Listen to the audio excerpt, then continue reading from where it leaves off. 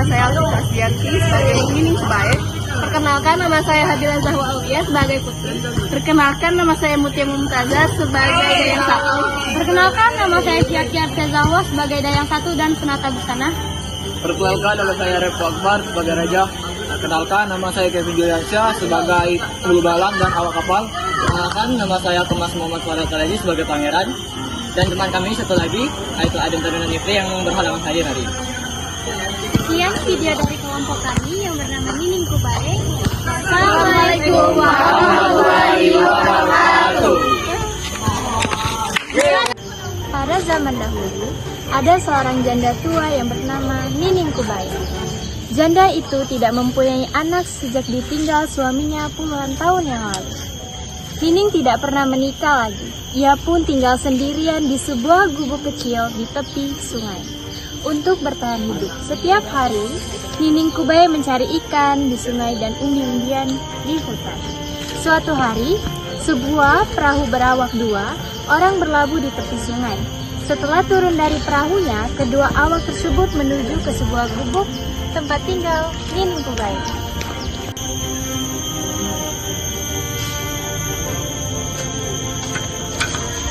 Kita sudah sampai.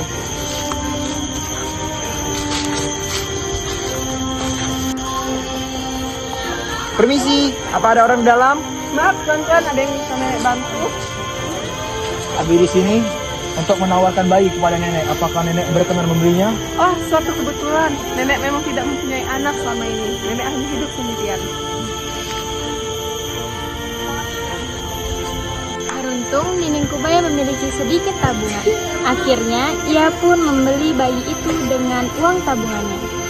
Setelah menyerahkan bayi kepada si Nining Kubae, kedua awak perahu tersebut melanjutkan perjalanan. Sejak itulah, Nining Kubae tidak lagi kesepian. Kehadiran bayi itu telah menjadi obat pelipur lara. Ia pun merawat dan membesarkan bayi itu dengan penuh kasih sayang. Ia menyayanginya seperti anak kandungnya sendiri. Kemanapun ia pergi, ia selalu membawanya. Pada usia 7 tahun, anak angkat Nining Kubae itu pun sudah pandai bertanam. Bahkan, ia sudah bisa menjualnya sendiri ke pasar. Waktu terus berlari. Anak itu tumbuh menjadi seorang gadis yang berparas sangat cantik. Setiap pemuda yang melihatnya akan berdecak kagum jika ia pergi ke pasar menjual bunga. Ia selalu menjadi perhatian. Lama-kelamaan, kecantikan anak gadis Nining Kubae itu tersosor hingga ke seluruh pelosok negeri. Wih, cantik pandai, Levin. Lihat keadaan itu, Nining Kubae bukannya merasa senang, melainkan khawatir. Ia tidak ingin anak gadisnya itu menjadi perhatian orang, terutama para pemuda. Oleh karena itu, setiap gadis itu hendak ke pasar, ia membedakinya dengan arang agar kecantikannya tidak tampak. Walau demikian, kecantikan gadis itu tetap saja terpancar.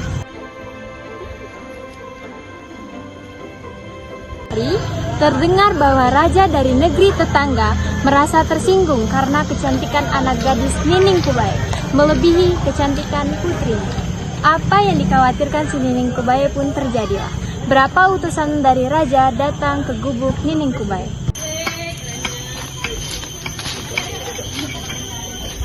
Ampun tuan, jangan kalian bawa anakku tuan. Maaf nek, kami hanya menjalankan perintah raja. Kami berdoa semoga kalian ke istana. Tuhan, lindungilah kami. Nining Kubae pun tak bisa berbuat apa-apa. Perintah raja harus dipatuhi.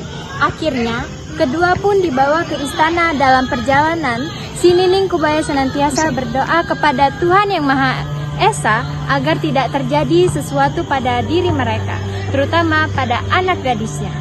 Setiba di istana, keduanya pun langsung dihadapkan kepada sang raja. Alangkah marahnya sang raja karena kecantikan gadis itu memang ternyata melebihi anak gadisnya. Raja, kami sudah membawanya. Hulu Balang, cepat buat lubang dan tiang gantungan. Ini benar-benar telah membuat kemarau. Beberapa hulu balang istana segera menggali lubang serta menyiapkan tiang dan tali gantungan. Setelah prajurit itu menyelesaikan tugasnya, sang raja kembali memerintahkan mereka. Saat para hulu balang hendak membawa gadis itu ke tiangnya, tiba-tiba Nining Kubae jatuh pingsan Meskipun demikian, sang raja tidak peduli. Cepat ikat gadis itu ke tiang.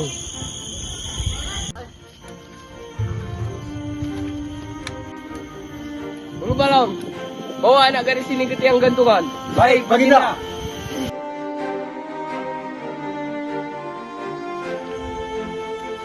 Mau pingsan, mau mati, aku tidak peduli. Saat kejadian itu, putra raja langsung mencegahnya. Rupanya, pangeran itu merasa simpati kepada anak gadis Nining Kubai. Itu Bapak, hamba mohon dengan sangat agar gadis itu tidak dihukum mati. Biarkan ia menjadi istri hamba. Melihat peristiwa tersebut, sang pangeran dengan cepat ikut terjun ke dalam lubang. Untung ia dapat meraih tubuh gadis tersebut sebelum jatuh ke dasar lubang.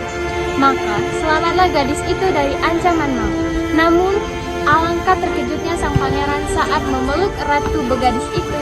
Tiba-tiba ia melihat sebuah tanda di belakang leher gadis tersebut. Gadis! Jangan-jangan, Bapak, makan kami dari lubang ini. Sang raja pun bergegas menuju ke mulut lubang. Ia pun sangat mengkhawatirkan keadaan putranya yang ikut terjun ke dalam lubang tersebut. Sang raja pun memerintahkan para hulu balang istana untuk mengangkat mereka dari lubang tersebut. Begitu mereka terangkat, sang pangeran berkata kepada ayahnya, Cepat keluarkan putraku dari lubang itu.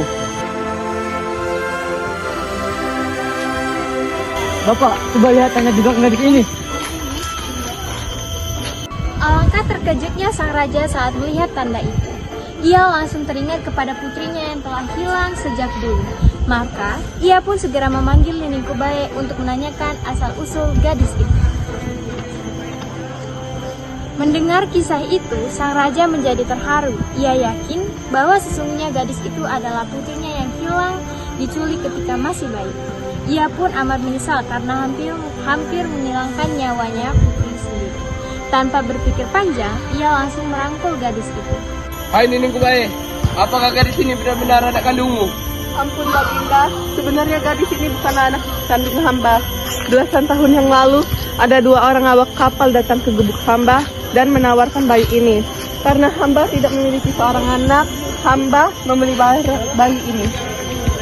Maafkan Ayahanda putriku. Ayahanda benar-benar hilaf. Sudahlah Ayahanda, Ananda telah memaafkan ayah. Maafkan aku Nining. Karena engkau telah menyelamatkan putriku, apapun permintaanmu akan kukabulkan.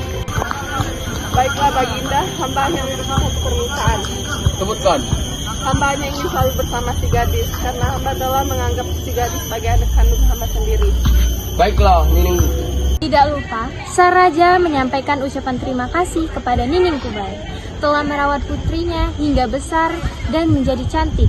Ia pun menjanjikan perempuan tua itu dengan hadiah yang besar. Sejak itulah, Nining Kubai tinggal di istana dan diangkat sebagai penasehat putri-putri raja. Sementara itu, seluruh keluarga istana sangat amat gembira karena putri mereka telah kembali. Sebagai ungkapan syukur, sang raja pun mengadakan pesta. Selesai dari kelompok kami. Wassalamualaikum warahmatullahi wabarakatuh.